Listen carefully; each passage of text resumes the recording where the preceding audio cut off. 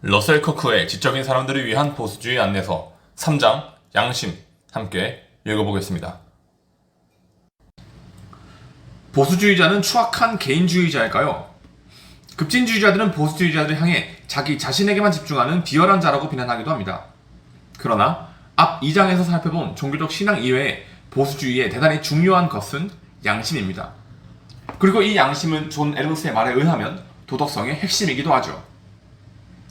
이에 반해 제레미 벤담, 칼 마르크스, 지그문트 프로이트와 같은 인본주의 지식인들은 양심의 의미를 축소하고 폄하했으며 쾌락이 상승하는 만큼 고통이 상쇄된다라고 생각했지만 오늘날 전 세계는 양심이 약화되는 만큼 고통받고 있습니다.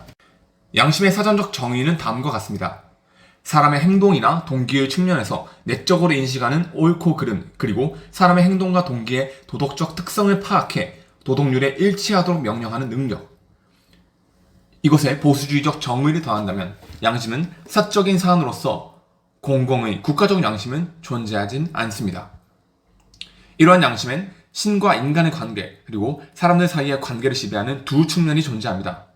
매우 많은 보수주의자들이 종교적 실제를 믿듯 양심의 실제 또한 믿습니다. 그리고 사람들 사이의 관계를 다루는 측면에 있어 인류가 어제 태어나지 않았으며 조상들이 바보들보다는 매우 낫다고 인정하길 두려워하지 않습니다. 즉, 신과의 관계에 있어 연약한 존재임을 인식하고 사람들 사이를 조율했던 이전의 지혜들을 존중하는 것입니다. 급진주의자들은 보수주의자가 권력자만 친밀히 대하고 탐욕적이며 약자나 불운한 이를 배려하지 않는다고 왜곡하지만 사실 정치적 신념 그 자체가 사적인 개인의 미덕을 보장하진 않습니다. 사려 깊은 보수주의자들은 따라서 신과 인류를 향한 권리와 의무에서 비롯된 사적인 양심에 부합해 행위하며 사회적 문제들을 개인의 도덕적 문제로 여깁니다. 한 국가가 더 정의로운 것은 그 국가 구성원들이 개인적으로 얼마나 정의로운 것에서 벗어나지 않는 것입니다. 그래서 정치체의 형태보다 양심과 명예, 정의의 확신에 의해 지배받는 사회인 것이 더 중요합니다. 러셀 커크는 이렇게 말합니다. 인간이 도덕적으로 표류하고 양심에 무지하며 감각적 욕구에 충족에만 매달리는 사회는 얼마나 많은 사람이 투표에 참가하든 또 그 공식적 헌정체제가 얼마나 자유주의적이든 모두 나쁜 사회다. 하지만 급진주의자들은 사적인 책임을 존중하지 않습니다. 사적인 양심을 평가절하하며 그들 자체도 명확히 정리하지 못하는 사회적 양심을 강조합니다. 우월한 사람에게 죄책감을 강요하며 혜택받은 자에게 호혜를 베풀 것을 강제하고 하향 평준화적, 무조건적 평등으로 모든 사람을 끌어내리려 합니다.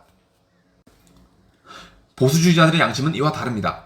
개인적 양심과 사회 사이의 벽을 세우지 않습니다. 이웃에 대하는 양심과 사회에 대하는 양심이 따로 존재한다고 생각하지도 않습니다. 양심의 전반적 기능을 그저 다른 사람에게 공정하게 상대하는 방법이라 여기며 교육합니다. 흔히 말하는 PC적 개념이 없습니다. 그래서 사려 깊은 보수주의자들은 우리가 아는 이들을 직접 보듬는 정도에 비례해 양심의 건강한 정도가 결정된다고 생각하며 개개인을 계획경제의 부속품이 아니라 신적 권위 아래의 존귀한 형제와 자매로 바라봅니다. 평등을 외쳤던 마르크스가 자신의 가정부를 착취했던 것과 상반되죠. 보수주의자들은 바람직한 양심이 개인적 자선과 개인적 관계 그리고 사적 의무를 통해서 이루어진다고 보며 양심을 가정 가까이에 두고 가정에서부터 실현하려 합니다.